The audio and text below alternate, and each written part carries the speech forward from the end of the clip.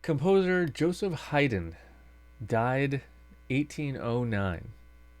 His head was stolen, and it still hasn't been found.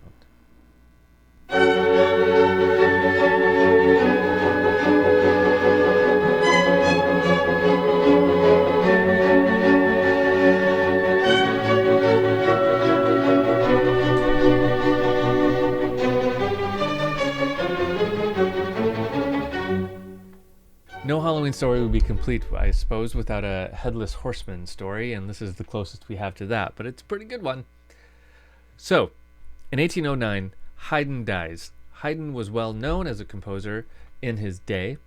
There was a funeral held after his death in Vienna, and he was buried in a cemetery. Now, following the burial, there was two men who bribed the gravedigger to steal Haydn's head.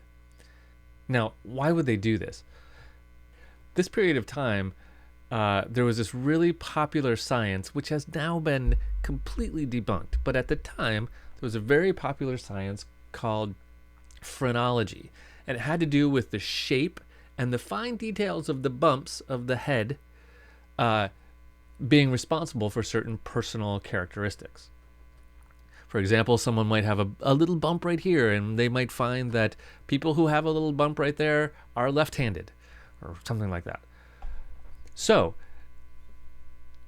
people who studied this kind of fake science were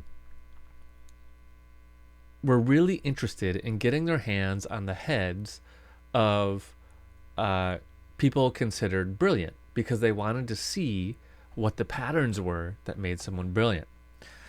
So, the gravedigger stole the head, and it's worth noting that it was apparently unseasonably warm by the time the gravedigger got his hands on it, and so the head was slightly decomposed, and it made him throw up.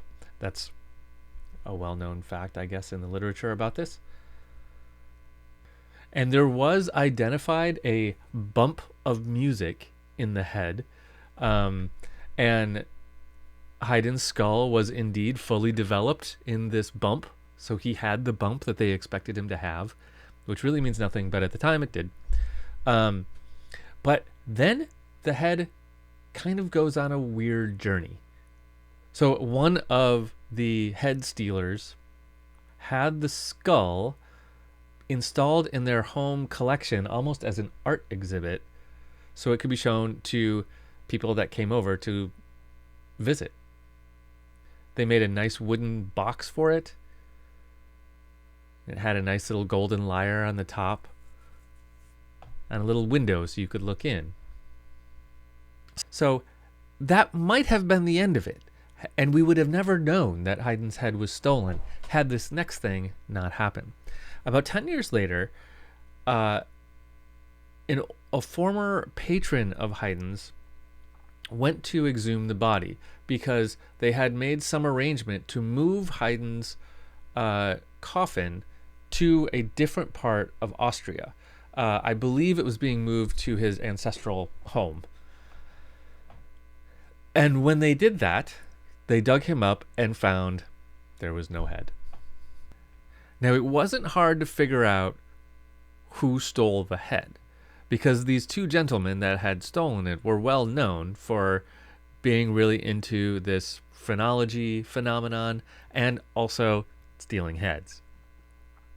So they were searched, their houses were searched and looked for it, but they just managed to get out of it and hide the skull, apparently in a mattress. After that, the skull was handed down from various people, sometimes in that family and sometimes out of the family of the people who stole it. One person willed it to another. Then it was given to a physician, and then a professor, and then to something a German society that was called the Society of the Friends of Music. And then a musicologist got it as part of that society. Eventually, in around 1930, a descendant of Haydn's tried to build a new tomb for him and reunite the body of Haydn. Now, I've read different reports on this. Some reports say that the skull that he was able to obtain was a fake, was not the real skull. Now, a real skull was put on the body way back in the initial transplant to Austria, to a different part of Austria. So there was a fake skull that I think everybody knew was fake. And then now there was a second fake skull given in this attempt to reunite the whole body. Although some reports say it was possibly the real skull. At any rate, the current Haydn tomb now has 2 skulls in it. One we know is fake, the other is probably fake.